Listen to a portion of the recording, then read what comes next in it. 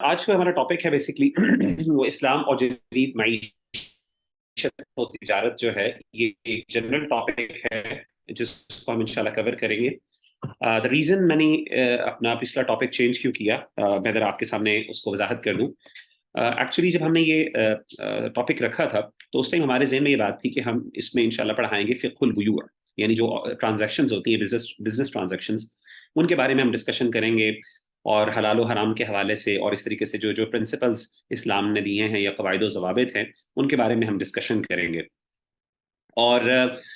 बहुत सी जो ट्रांजैक्शंस हैं, बिजनेस ट्रांजैक्शंस जो इस्लाम ने हराम की हैं, उन पे हमारी डिस्कशन होगी और हम कोशिश करेंगे हम देखें उनकी रियल लाइफ एप्लीकेशन क्या है, यानी प्रैक्टिकल वर्ल्ड के अंदर उनकी क्या क्या रेलेवेंस बनती है। तो आगाज में हमारे जहन में ये बात थी। अच्छा हुआ ये कि when I took this subject, जब मुझे ये सब्जेक्ट दिया गया तो मैंने उस टाइम यही जहन में था कि यही टॉपिक हम कवर करेंगे, क्योंकि मेरी इस पे रिसर्च भी थी। मेरा अपना मास्टर्स या एमफिल आप समझ लें, एमफिल जिसे हम कहते हैं, एमएस, वो मेरा इसी टॉपिक पर था। तो मैंने सोचा कि हम इसको जो है ना कवर करेंगे इंशाल्लाह, और इसमें डिटेल में जितना हम डिस्कस कर सकें इंशाल्लाह वो हम करेंगे।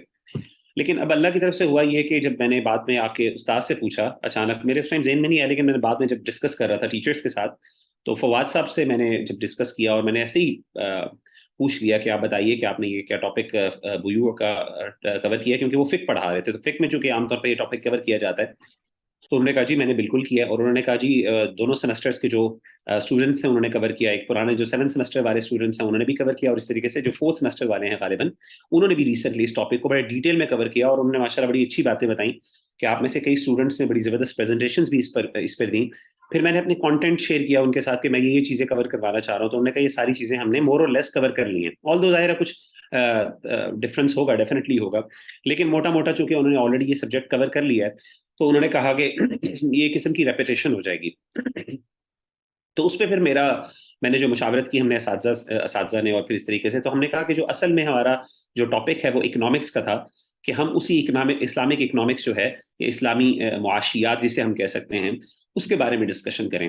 अच्छा, दोनों में फ़र्क क्या है? मोटा मोटा अगर आप फ़र्क समझना चाहें तो फ़र्क ये है कि जो इकोनॉमिक्स है वो बेसिकली मैक्रो लेवल पे डिस्कशन करती है,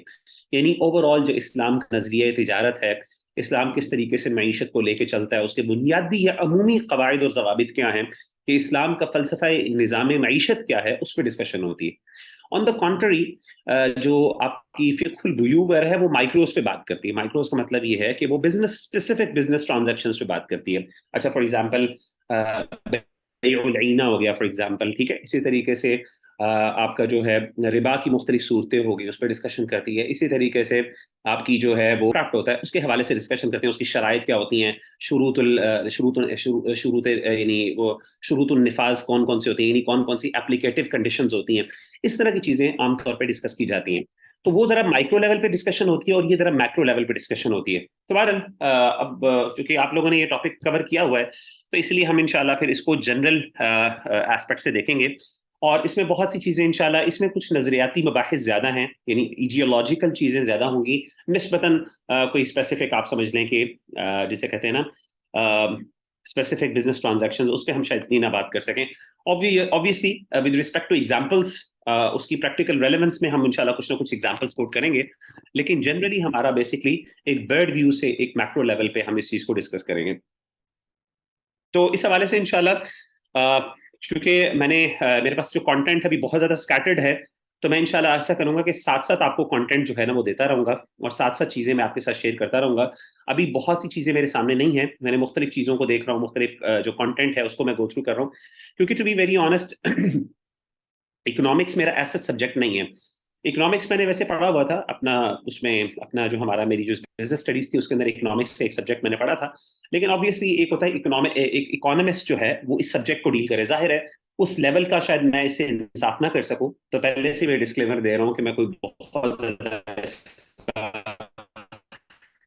एक्सपर्ट नहीं हूं।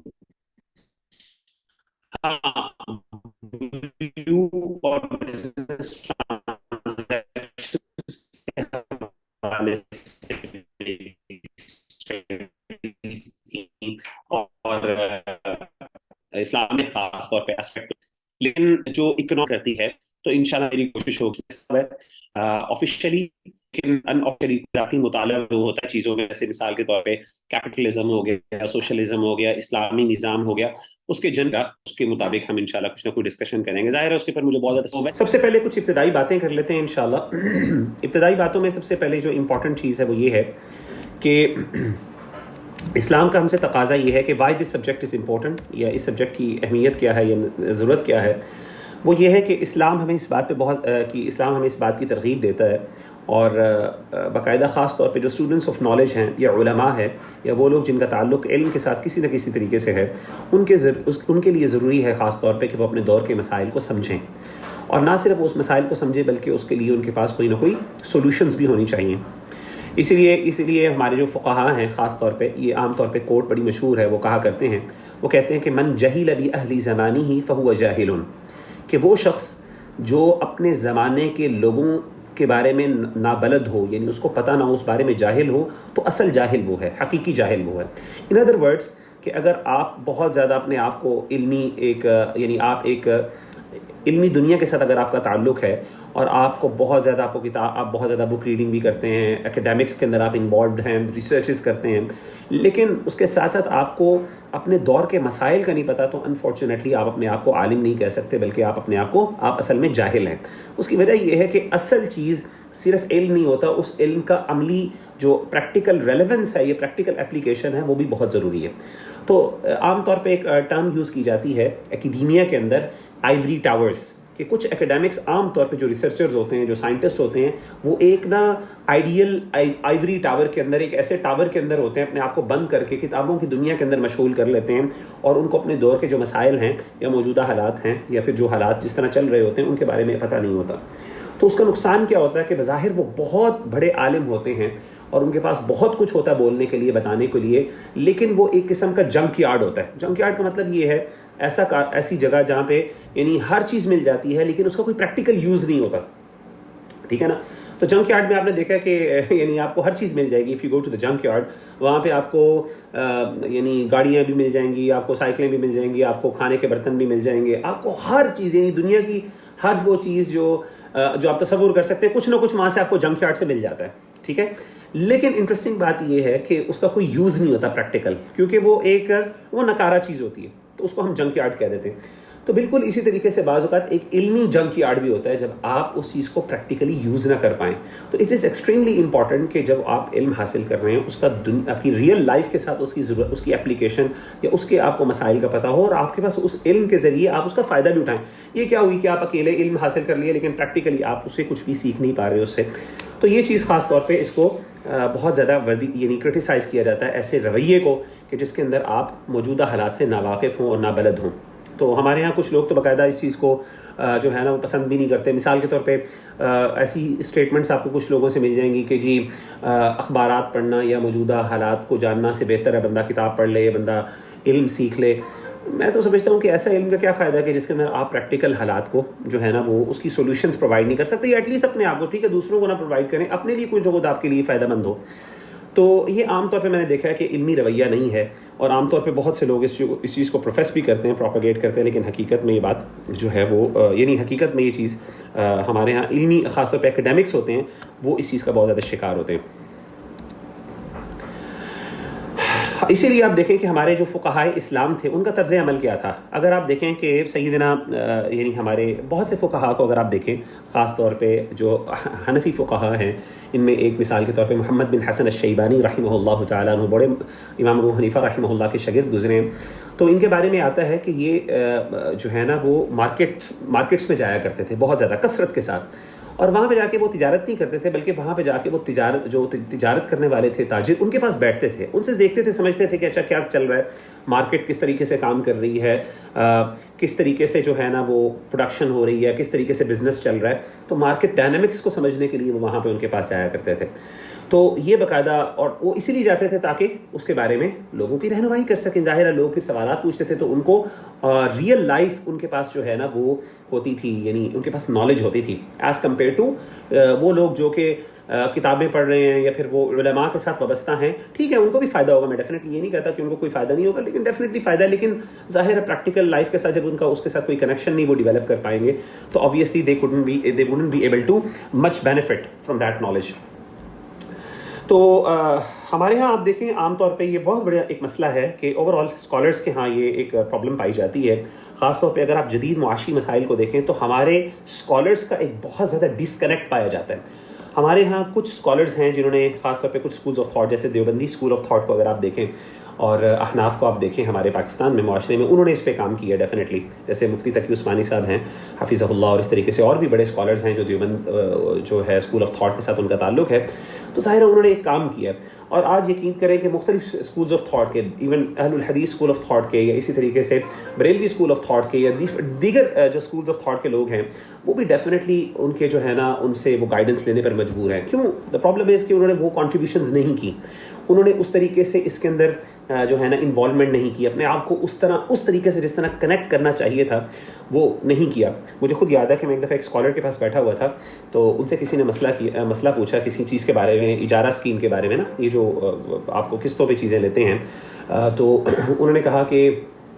مجھے بتائیے اس بارے میں. تو انہوں نے کہا کہ آپ ایسا کریں کہ مفتی تقی عثمانی صاحب نے یہ فتویٰ دیا ہے تو آپ اس کو جو ہے نا وہ آپ اس کو فالو کر لیں. تو انہوں نے پوچھا کہ مفتی تقی عثمانی صاحب نے دیا ہے تو آپ بتائیں, میں تو آپ سے پوچھنے آیا ہوں. ٹھیک ہے, مفتی تقی عثمانی صاحب بھی ماشاء اللہ عالم ہے, لیکن آپ بھی عالم ہیں, تو میں چاہتا ہوں کہ آپ سے بھی رائے لوں اس بارے میں, مجھے پتہ ہے ان کا فتویٰ کیا ہے.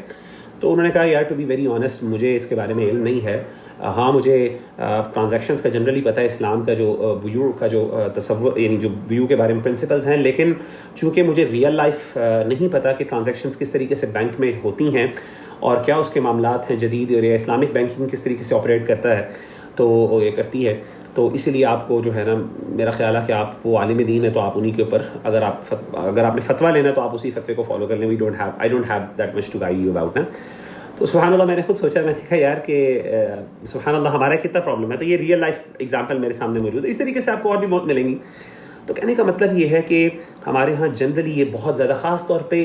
جو اکنامکس اور بزنس ٹرانزیکشنز ہے اس کے حوالے سے بہت زیادہ ڈسکنیکٹ پایا جاتا ہے. میں یہ بھی نہیں کہتا کہ کوئی عالم دین اس کے بارے میں انوالو نہیں, بہت سے علماء انوالوڈ ہیں, لیکن ظاہر ہے جس طریقے سے جسے کہتے ہیں نا کہ جیسے مثال کے طور پہ ہمیں فقہی ایشو میں یا نماز کے مسئلوں پہ یا اسی طریقے سے روزے کے مسائل میں یا زکوٰۃ کے مسائل پہ ماشاءاللہ بہت بڑی جمع یعنی علماء کی تعداد ہے, جمع غفیر ہے جو اس پہ کام کر رہے ہیں. لیکن باقی جنرلی جو ہے اس طرح کے معاملات پہ جدید مسائل کے اندر ہمارے لیے انفارچونیٹلی یہ ایک بڑا پرابلم ہے. اور ہمیں اس پہ چاہیے کہ خاص طور پہ کہ جو لوگ خاص طور پہ اسٹوڈنٹس آف نالج ہیں, اگر وہ ٹو بی ویری آنیسٹ ذاتی طور پہ میں نے جو ہے نا چارٹرڈ اکاؤنٹنسی کی طرف گیا اسی لیے تھا کہ میں جو ہے نا فیوچر میں جا کے کو اسلامک بینکنگ اور اسلامک بزنس ٹرانزیکشنز کے حوالے سے کچھ اسپیشلائزیشن کروں, اور میں نے کوشش بھی کی ایم فل میں, بلکہ میری والدہ نے بہت زیادہ مجھے انسسٹ کیا کہ آپ اس پہ خاص طور پہ کرو تو تاکہ آپ کی جو ہے نا اس چیز میں بہت زیادہ ابھی کام کرنے کی ضرورت ہے. بہرحال بس میں بھی تھوڑا سا میرا بھی ذاتی طور پہ انٹرسٹ نہیں ہے ان چیزوں پہ, لیکن بہرحال جتنا کوشش ہوتی ہے وہ کر لیتا ہے بندہ.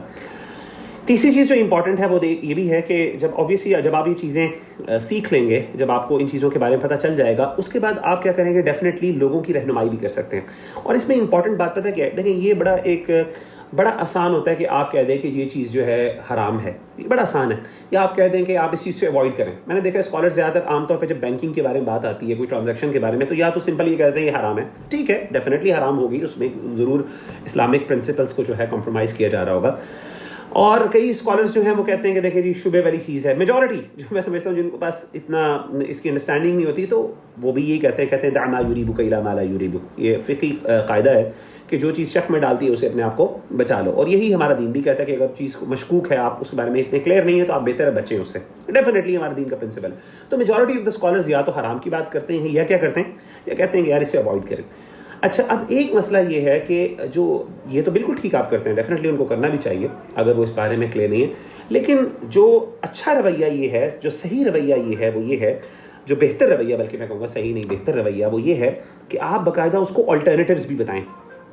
ٹھیک ہے نا, اس کو رہنمائی کریں کہ دیکھیں اس کے بغیر, اس کے علاوہ یہ متبادل رستہ بھی ہے, جیسے کہ سیدنا یوسف علیہ الصلوۃ والسلام نے کیا. دیکھیں جب سیدنا یوسف علیہ الصلوۃ والسلام سے پوچھا گیا نا کہ وہ خواب کے بارے میں جب بادشاہ نے پوچھا اور اس سے تعبیر پوچھی, تو سیدنا یوسف علیہ الصلوۃ والسلام نے صرف تعبیر نہیں بتائی بلکہ ایک سولوشن بھی بتائی, ایک متبادل رستہ بھی بتایا کہ یہ پرابلم ہوگی, اس پرابلم کا سولوشن یہ. ٹھیک ہے. جیسے کہ یہ آیت آپ کے سامنے ہے سورہ یوسف کی، فما حصدتم فذروه في سنبله الا قليلا مما تاكلون. آپ نے فرمایا اس آیت سے علماء نے استدلال کیا کہ سیدنا یوسف نے باقاعدہ اس کا ایک متبادل رستہ بتایا کہ کیا کریں کہ جو آپ کے پاس جو آپ جب کاشتکاری کریں گے، وہ آپ کو پتہ ہے کہ وہ آپ نے فرمایا تھا کہ ایک قحط سالی آئے گی، یعنی قحط پڑے گا آپ کے اوپر، اس قوم کے اوپر، سیدنا یوسف علیہ السلام کی قوم پر. تو آپ نے کہا کہ جب تم کاشتکاری کرو تو کیا کرنا کہ کچھ جو ہے نا دانہ وہ اس کی بالیوں کے اندر چھوڑ دینا،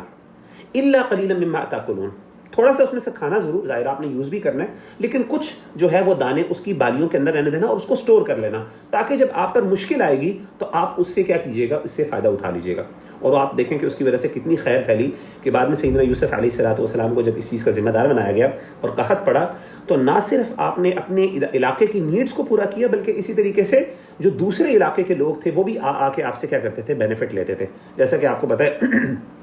کہ سیدنا یوسف علیہ السلام کے بھائی بھی باقاعدہ غلہ لینے آئے کیونکہ قحط پڑ گیا تھا، غلے کی ضرورت تھی. تو سیدنا یوسف علیہ السلام نے ایسا پرفیکٹلی مینیج کیا اللہ کے حکم سے اور وحی کی روشنی میں کہ آپ نے باقاعدہ اس چیز کا لوگوں کو بڑا فائدہ ہوا، نہ صرف اپنے آپ کو، اپنے علاقے کے لوگوں کو، بلکہ اسی طریقے سے دوسروں کو بھی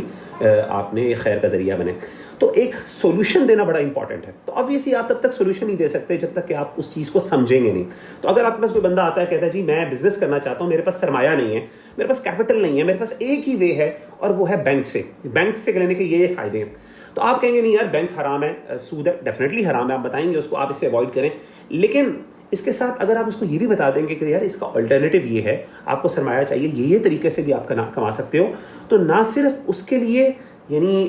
کیونکہ لوگ دیکھیں، لوگ جسٹیفائی کرتے ہیں، ایکسکیوز کرتے ہیں کہ جی میں نے تو بزنس کرنا ہے، میری مجبوری ہے، میں پیسہ کہاں سے لوں، تو مجبوراً میں بینک سے لے رہا ہوں. ٹھیک ہے نا.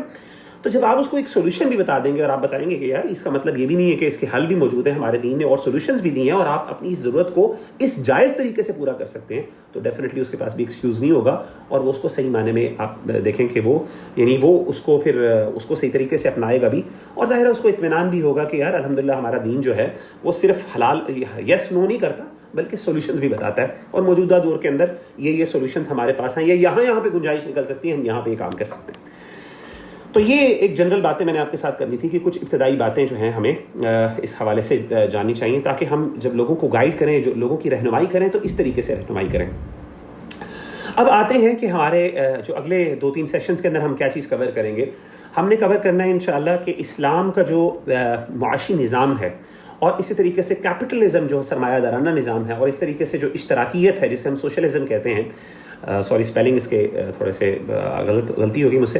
تو سوشلزم یہ SOCIAL ہے. تو سوشلزم یہ جس کو ہم اشتراکیت کہتے ہیں اس کا جو نظام ہے تو اس کا کمپیریزن ہم چھوٹا سا کریں گے بنیادی طور پہ کہ کیپٹلزم کے کیا کیا پرنسپلز ہیں، سوشلزم کے کیا کیا پرنسپلز ہیں اور اسلام کے کیا کیا پرنسپلز ہیں. جنرلی ہم ان کو انشاءاللہ ڈسکس کریں گے. آپ کو پتہ ہے کہ اس ٹائم دنیا کے اندر 2 بڑے نظام جو ہیں وہ قائم اور دائم ہیں اس ٹائم. ایک کیپٹلزم ہے جنرلی جو پوری دنیا میں اس ٹائم کثرت سے پریویل کر رہا ہے، اور دوسرا جو سسٹم ہے، جو دوسرا نظام ہے اکنامک سسٹم، وہ ہے سوشلزم، یا آپ سمجھ لیں اس سے متعلقہ ایک کمیونزم. یہ دونوں آپس میں مترادف یا سینونیمس بھی یوز ہوتے ہیں الفاظ، اور اس میں کیا ڈفرنس ہوگا انشاءاللہ آگے چل کے ہم اس پہ ڈسکشن کریں گے کہ سوشلزم اور کمیونزم میں کیا کوئی فرق ہے کہ نہیں ہے، یا یہ دونوں چیزیں، یہ دونوں جو ہیں ٹرمز یعنی آپس میں ایک دوسرے کے لیے سینونیمسلی یوز ہوتی ہیں. تو کہنے کا مطلب یہ ہے کہ ان دونوں میں کیا کیا بنیادی ان کے پرنسپلز ہیں اور اسلام کس طریقے سے ان چیزوں کو دیکھتا ہے، انشاءاللہ یہ ہم بات کریں گے. اشتراکیت جو ہے، جو سوشلزم ہے، آپ کو پتہ ہے جب سوویت یونین کا زوال آیا اس کے بعد سے یہ چیز کافی زیادہ ایک زوال کی طرف چلی گئی، لیکن یہ ابھی تک سسٹم کسی نہ کسی صورت کے اندر پریویل کرتا ہے. اور ایک اور چیز میں آپ سب کو انٹرسٹنگ بات بتاؤں یہ کہ کیپٹلزم جو اس کی آئیڈیالوجی ہے، جو ایڈیالوجی ہے اس کا، یہ جو آپ سمجھ لیں اس کا فلسفہ ہے، اور اسی طریقے سے جو اشتراکیت ہے اس کا جو فلسفہ ہے، یہ کرنٹلی فلسفہ کتابوں کے اندر تو محدود ہے، لیکن پریکٹیکل لیول پہ 100% اگر آپ سمجھیں کہ جو اس کی اوریجنالٹی کے ساتھ یہ کیپٹلزم کسی دنیا کے اندر سروائیو کر رہا ہے یا سوشلزم کسی دنیا کے اندر سروائیو کر رہا ہے، یہ آرگیوبل ہے. کیا مطلب ہے کہ یہ چیز وردی آف ڈسکشن ہے، کیونکہ آپ کو سوشلزم جو کتابوں کے اندر نظر آتا ہے، یہ جو اس کا فلسفہ نظر آتا ہے، جب آپ اس کو عملی طور پہ کسی جگہ پہ اپلائی ہوتے دیکھتے ہیں تو آپ دیکھتے ہیں کہ بہت سا ڈفرینس ہے. ٹھیک ہے، اس کی مختلف صورتیں، اس کی بہت، یعنی ان ادر ورڈز فلسفے کے اندر ایک چیز بالکل ڈفرینٹ صورت رکھتی ہے، لیکن جب وہ اپلائی ہونے لگتی ہے تو پریکٹیکل پرابلمس کے تھرو اس کی بالکل شکل بدل جاتی ہے. اسی طریقے سے اگر آپ کیپٹلزم کی بات کریں تو اس میں بھی 100% آبویسلی کافی حد تک کیپٹلزم جو اپنے فلسفے کے مطابق اپلیکیبل ہے, یعنی اپلائیڈ ہے اس ٹائم, لیکن بہت سی چیزیں ایسی ہیں کیپٹلزم کی جو شاید کتابوں کے اندر موجود ہیں لیکن حقیقت میں وہ پریکٹیکلی ممکن نہیں ہے, جیسے ہم آگے انشاءاللہ فری مارکیٹ کے حوالے سے ڈسکشن کریں گے تو اس میں ہم یہ بات کریں گے. تو کہنے کا مطلب یہ ہے کہ لیکن اسلام کا ایک بڑا زبردست بات ہے, اسلام نے جو ایکچولی فلسفہ دیا نا قرآن و سنت کے اندر, وہ 100% اسلام نے اپلائی کر کے دکھایا, یعنی 100% ایگزیکٹلی, یعنی آپ سمجھیں کہ ایٹ جو پراپر پرفیکٹ گیج کے ساتھ, پرفیکٹ میجرمنٹ کے ساتھ وہ چیز اپلائی ہوئی. یعنی آپ یہ نہیں کہہ سکتے کہ جو اسلام کا جو معاشی نظام کتابوں کے اندر آپ کو نظر آتا ہے اور جو پریکٹیکل لائف کے اندر اللہ کے رسول نے امپلیمنٹ کر کے دکھایا اس میں ڈسکنیکٹ ہے, آپ یہ نہیں کہہ سکتے. لیکن کیپٹلزم کے بارے میں, سوشلزم اور کمیونزم کے بارے میں آپ یہ بحث کر سکتے ہیں, آلدو اس پہ ڈیبیٹیبل ڈسکشنز ہیں, اس پہ ڈیبیٹس موجود ہیں, میں جانتا ہوں ہو سکتا ہے آپ میں سے کچھ لوگوں سے اختلاف کریں اس بات پہ کہ سوشلزم یا کیپٹلزم 100% ہے کہ نہیں, لیکن جنرلی اس میں ڈیبیٹس موجود ہیں. اور اگر آپ نے یہ ڈیبیٹس پڑھی ہیں تو آپ کو پتہ ہوگا کہ بہت سے لوگ اس چیز کے قائل ہیں اور وہ کہتے ہیں کہ پریکٹیکلی یہ فلسفیز جو ہیں وہ اپلیکیبل اس انداز سے نہیں ہیں جس طریقے سے یہ آئیڈیالوجی کے طور پہ بیان کی جاتی ہے. لیکن اسلام exactly perfectly, that's a beauty of اسلام, کہ ہر وہ چیز جو قرآن و سنت پہ آپ کو نظر آتی ہے وہ پرفیکٹلی آپ کو ریئل لائف کے اندر ہوتی نظر آتی ہے, اور اللہ کے رسول نے اس کو اپلیکیبل یعنی اپلائی کر کے دکھایا, اور اس کے پازیٹیوز اور اس کے پازیٹیو آؤٹ کمز ہم نے بیئر بھی کیے. اور اسی وجہ سے جو اسلامی نظام ہے وہ اپنی پرفیکٹ اپلیکیٹو فارم کے اندر ایگزسٹ کرتا ہے ایز کمپیئر ٹو دوسرے نظام. تو اسی لیے آپ دیکھیں کہ جب آپ سوشلزم کی فار ایگزامپل بات کریں گے آپ کو بہت سے ویریئنٹس ملیں گے. آپ کہیں گے اچھا سوشلزم کا ایک یہ بھی ہے, ایک کالما, ایک مارکسزم ہے, ٹھیک ہے نا, ایک لینن جو ہے اس کی جو ایک انٹرپریٹیشن تھی سوشلزم کی وہ بھی ایگزسٹ کرتی ہے. اور اسی طریقے سے اور بھی آپ کو مختلف ممالک کے اندر مختلف نظام جو ہیں سوشلزم کے وہ آپ کو نظر آئیں گے. آپ کہیں گے یار اچھا یہ آئیڈیالوجی تھی, اسے اب ریئل لائف میں کس طریقے سے اپلائی کرنا ہے, وہ بالکل ڈفرینٹ چیزیں, وہ بڑی ایک ڈسکنیکٹ پایا جاتا ہے. اسی طریقے سے کیپٹلزم جو فلسفہ تھا ایکچولی میں, فری مارکیٹ کا جو تصور تھا کہ مارکیٹ جو ہے اس کو بالکل فری کر دیا جائے اور اس کے اندر کوئی روک تھام نہ ہو, اور کیپٹلسٹ اپنے مطابق اس مارکیٹ کو جو ہے نا, کیپٹلسٹ سارے مل کے اپنی اس مارکیٹ کو جو ہے نا وہ رن کریں یا آپریٹ کریں. بہرحال تو ہم بات کر رہے تھے اس کے جو نظام کے بارے سے, دو بڑے نظام ہیں. تو میں نے کہا تھا پرفیکٹلی اسلام کا جو نظام ہے وہ اپلیکیبل بھی ہے اور اس ٹائم اس نے عملی طور پہ کر کے دکھایا, لیکن جو دوسرے جو نظام ہیں اس کے اندر نہیں ہے یہ چیز. تو دو بڑے نظام کون کون سے ہیں؟ پہلا ہے آبویسلی کیپٹلزم جسے ہم کہتے ہیں سرمایہ دارانہ نظام, ٹھیک ہے, جس کو عربی زبان میں الرأس مالیہ بھی کہتے ہیں. رأس یعنی رأس مال جو ہے نا, اسے الرأس کہتے ہیں سر کو, اور مال کہتے ہیں مال کا سر یعنی کیپٹل, ٹھیک ہے نا, الرأس مالیہ بھی کہتے ہیں. اسی طریقے سے اشتراکی دوسرا نظام ہے. اشتراکیت جو ہے اس کا بیسکلی اس کو انگلش میں آپ سوشلزم کہتے ہیں, اور اس کے لیے عربی زبان میں اشتراکیہ ہے. عربی اردو میں بھی یہی لفظ استعمال ہوتا ہے.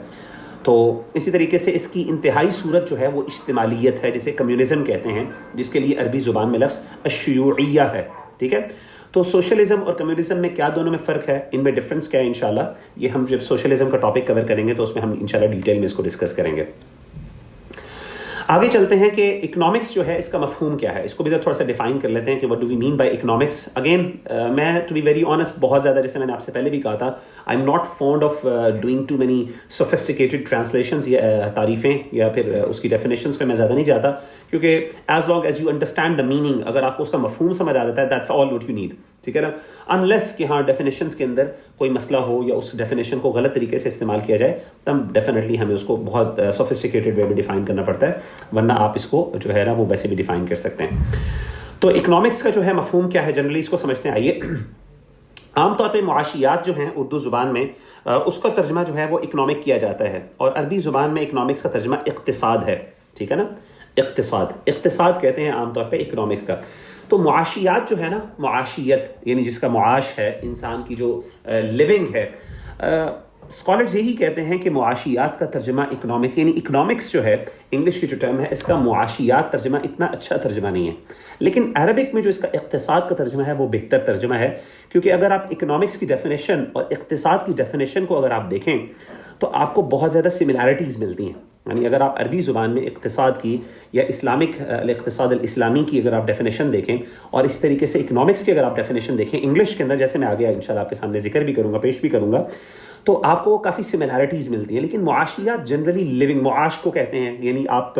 معاش یعنی انسان کی لیونگ، ایسی چیزیں جس پہ انسان کی لیونگ ڈیپینڈنٹ ہو، ان چیزوں کو اردو زبان میں عام طور پہ معاشیات کہہ دیا جاتا ہے. لیکن اکنامکس جو ہے وہ تھوڑی سی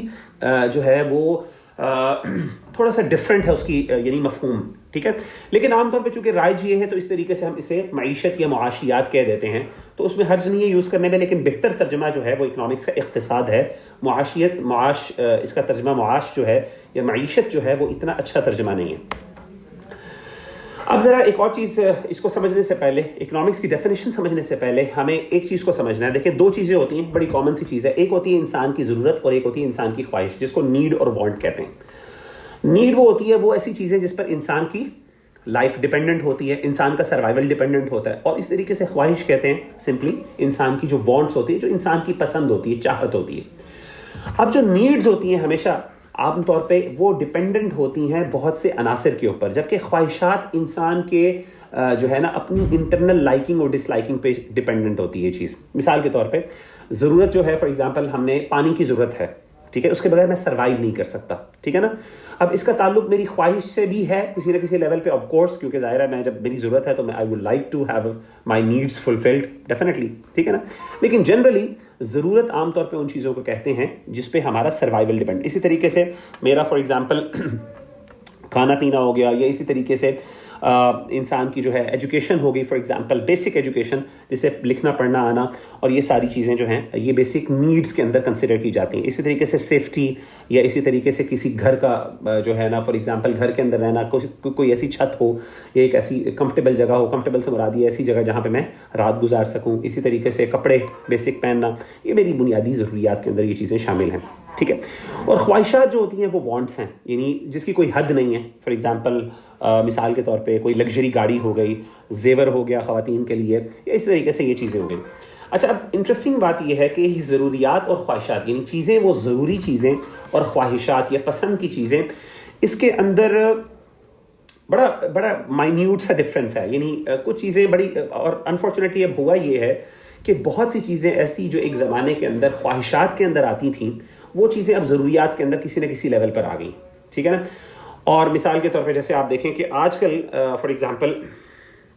موبائل فون، فار ایگزامپل، اب ایک موبائل فون ایک زمانے کے اندر آپ کی ضروریات میں نہیں تھا، یہ قسم کی آپ کے وانٹس کے اندر یہ چیز شامل ہوتی تھی. لیکن اب کرنٹ حالات ایسے ہیں کہ اب موبائل فون لٹرلی ایک ضرورت بن گئی ہے، ٹھیک ہے نا. کیونکہ بیسک دنیا کی کمیونیکیشن اس طریقے سے آپریٹ کرتی ہے کہ اگر آپ نے کوئی فار ایگزامپل بزنس کرنا ہے، یا اگر آپ نے کسی طریقے سے کوئی نہ کوئی سروائیو کرنا ہے سوسائٹی کے اندر، تو ڈیفینیٹلی یہ چیز جو ہے نا آپ کو اس کی ضرورت ڈیفینیٹلی ہے. تو اگین ضرورت اور خواہشات جو ہیں، اگرچہ یہ موٹے موٹے کانسیپٹس تو ہیں، لیکن اس میں جب اگر آپ ڈیٹیلز میں جاتے ہیں تو بعض اوقات کچھ کمپلیکسٹیز بھی آ جاتی ہیں، کچھ چیزیں ظاہر کنفیوزنگ بھی ہو جاتی ہیں. بہرحال موٹا موٹا سمجھنے کی بات یہ ہے کہ ضروریات اور خواہشات دو چیزیں انسان کی ایگزسٹ کرتی ہیں. اب یہ ہمیں پتہ ہے کہ انسان کی ضروریات اور خواہشات جو ہیں وہ ہیں تو صحیح، لیکن انسان کے جو وسائل ہیں دنیا کے اندر، جو ریسورسز ہیں جن کے ذریعے آپ ان ضروریات کو پورا کر سکتے ہیں یا ان خواہشات کو پورا کر سکتے ہیں، وہ لمیٹڈ ہے. لیکن انسان کی ویسے تو انسان کی ضروریات بھی لمیٹڈ ہیں ٹو بی آنیسٹ، لیکن خواہشات جو ہیں وہ اوبویسلی ان لمیٹڈ ہیں. تو ریسورسز اور اسی طریقے سے خواہشات، یعنی ایک چیز ہے دنیا کے اندر ریسورسز کا ہونا، اور ایک چیز ہے کہ ہماری نیڈز ان ریسورسز کے مطابق وہ کیا ہے. ان دونوں کا جو ڈفرینس ہے یہ ہمیشہ سے ایگزسٹ کرتا رہا، اور اکنامکس کا سبجیکٹ ہی بیسکلی اسی چیز کے ارد گرد ایوالو کرتا ہے. مثال کے طور پہ میری نیڈ ہے کہ پانی، فار ایگزامپل پانی میری نیڈ ہے، اس کے لیے سروائیول میرا ضروری ہے. اب پانی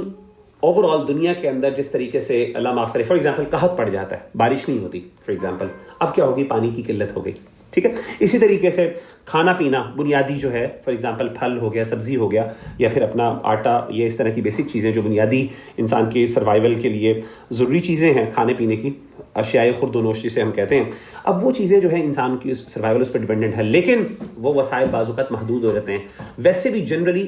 محدود ہو جاتے ہیں. تو یہ چیز جو ہے کہ انسان کی ضروریات اور خواہشات ایک طرف ہیں، اور ایک طرف موجودہ وسائل جو اللہ تعالیٰ نے دنیا کے اندر رکھے ہیں وہ ان دونوں کا جو ہے وہ توازن ایک ہونا چاہیے، اور اکنامکس اسی توازن کے بارے میں ڈسکشن کرتی ہے. بہرحال آگے چلتے ہیں تو میں بتاتا ہوں. یہ موٹا موٹا یہ دو چیزیں آپ ذرا اپنے ذہن میں رکھیے گا. تو ضروریات کا لفظ موجودہ معیشت میں استعمال ہوتا ہے، اس میں خواہشات بھی داخل ہوتی ہیں. ظاہر ہے جیسے میں نے آپ کو بتا دیا کہ بہت سی چیزیں اب خواہشات کی بھی اب ضروریات کے اندر داخل ہو گئی ہیں.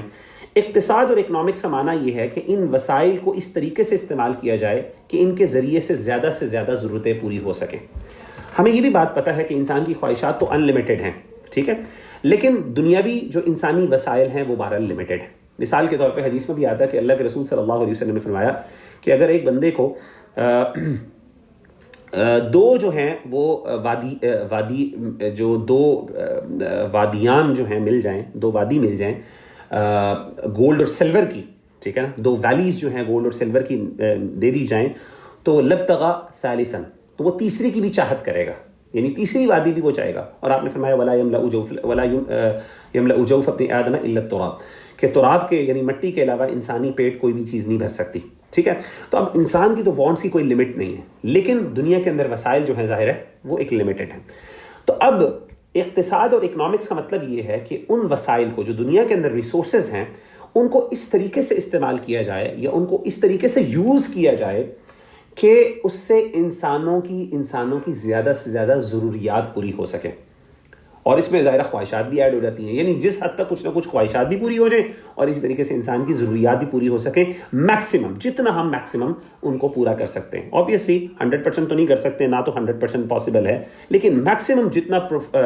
پورا کر سکیں یہ اکنامکس کا سبجیکٹ ہے. ٹھیک ہے نا. تو اکنامکس کہتا ہے، اکنامکس یہ اقتصاد یہ بات کرتا ہے کہ یہ سبجیکٹ کہ ہم ریسورسز کو اسٹڈی کریں اور انسانی نیڈز اور انسانی خواہشات، یہ وانٹس ہیں، ان کو اسٹڈی کریں اور کوشش کریں کہ ان جو آپ کی جو وسائل ہیں، جو آپ کے ریسورسز ہیں، ان کو ہم میکسیمم اس طریقے سے اتنے بہتر انداز میں یوٹیلائز کریں، اس طریقے سے یوٹیلائز کریں کہ یہ ساری آپ کی نیڈز اور یہ وانٹس جو ہیں وہ کور ہو جائیں. تو یہ موٹا موٹا اس کا مفہوم ہے. اسی لیے اگر آپ دیکھیں کہ عربی زبان کے اندر اس کی جو ڈیفینیشن ہے، جس کا میں نے انگلش ترجمہ بھی آپ کے سامنے رکھ لیا ہے، یہ القاموس الاقتصادی، یہ حسن نجفی ایک شخص ہیں معروف، انہوں نے ایک باقاعدہ ڈکشنری، ایک اکنامک ڈکشنری عربی زبان میں ہے، اس کی یہ انہوں نے ڈیفینیشن اس میں لکھی ہوئی ہے. الاقتصاد هو علم يهتم بدراسة السلوك الإنساني كعلاقة بين الغايات والموارد النادرة ذات الاستعمالات المتعددة. آپ نے یعنی کہتے ہیں کہ economics is a science concerned with the study of human behavior as a relationship between needs and scarce resources with multiple uses. تو obviously آپ کے پاس needs ہیں اور آپ کے پاس limited resources ہیں، تو ان limited resources کے درمیان ایک بیلنس قائم کرنا اور میکسیمم ان ریسورسز کو یوز اس طرح کرنا کہ اس سے ہیومن نیڈز میکسیمم پوری ہو سکیں، اس کو بیسکلی کیا کہتے ہیں، اس کو اقتصاد کہتے ہیں، اس کو اکنامکس کہتے ہیں. اسی طریقے سے آپ دیکھیں کہ مریم ویبسٹر ڈکشنری، انگلش کی جو بڑی مشہور ڈکشنری ہے، اس کے اندر اکنامکس کی جو ڈیفینیشن ہے وہ کس طرح کی گئی، انہوں نے بھی اسی طریقے سے ملتی جلتی کی، آلدو الفاظ ڈفرینٹ ہیں تھوڑے سے. Social science concern چیفلی with the description and analysis of the production, distribution and consumption of goods and services. تو goods and services exist کرتی ہیں، ان کو پروڈیوس کس طرح کرنا ہے، ان کو ڈسٹریبیوٹ کس طرح کرنا ہے تاکہ لوگوں کی نیڈز پوری ہو سکیں، اور ان کو کنزیوم کس طرح کیا جائے گا ان سروسز اور گڈس کو، اس کے بارے میں ڈسکشن، اس کے بارے میں انالیسس کس لیے کرنا ہے تاکہ کسی طریقے سے اس کو مؤثر انداز میں جو ہے وہ اس کو یوز کیا جا سکے ان ریسورسز کو. تو یہ بیسکلی اکنامکس کی یعنی یہ اکنامکس کا پورا سبجیکٹ ہے. تو اگر آسان الفاظ میں کہوں اکنامکس کا سبجیکٹ کیا ہے، تو اکنامکس کا سبجیکٹ بیسکلی بات کرتا ہے نیڈز اور ریسورسز، میکسیمم ان ریسورسز کو یوز کرنا اس انداز سے، یا ایک سائنس ہے، ایک ایسی نالج ہے کہ جس کے اندر ہم یہ سیکھتے ہیں کہ ہمارے پاس جو دنیا کے اندر اویلیبل ریسورسز ہیں، مثال کے طور پہ وہ ریسورسز کچھ بھی ہو سکتے ہیں، ان ریسورسز کو ہم یوٹیلائز کس طریقے سے بہتر انداز سے کر سکتے ہیں تاکہ انسانی ضروریات کو یا معاشرے کی ضروریات کو میکسیمم یا اچھے انداز سے، احسن انداز سے پورا کر سکیں. تو یہ اس کا خلاصہ ہے. اگر آپ کے ذہن میں یہ تصویر بیٹھ گئی ہے تو that's what the economics is all about. باقی آپ کو فینسی ڈیفینیشن نہ بھی ہے تو اٹ ڈزنٹ میٹر انشاءاللہ. آگے معاشی مسائل ہیں. چلیں یہ اب ہمارا اگلا ٹاپک ہے کہ ہر دور کے معاشی مسائل ہوتے ہیں، یعنی معاشی 4 بڑے معاشی مسائل ہیں جن کو حل کیے بغیر کوئی معیشت چل نہیں سکتی. وہ کون ہیں وہ 4 معاشی مسائل بڑے؟ ایک ہے ترجیحات کا تعین، ڈٹرمنیشن آف پرائیورٹیز، پھر ایک ہے ایلوکیشن آف ریسورسز، پھر ڈسٹریبیوشن آف انکم، اور چوتھی چیز ہے ڈیولپمنٹ. تو یہ 4 چیزیں انشاءاللہ یعنی ہم انشاءاللہ اگلے ٹاپک پہ ڈسکس کریں گے، اگلے سیشن میں ڈسکشن کریں گے.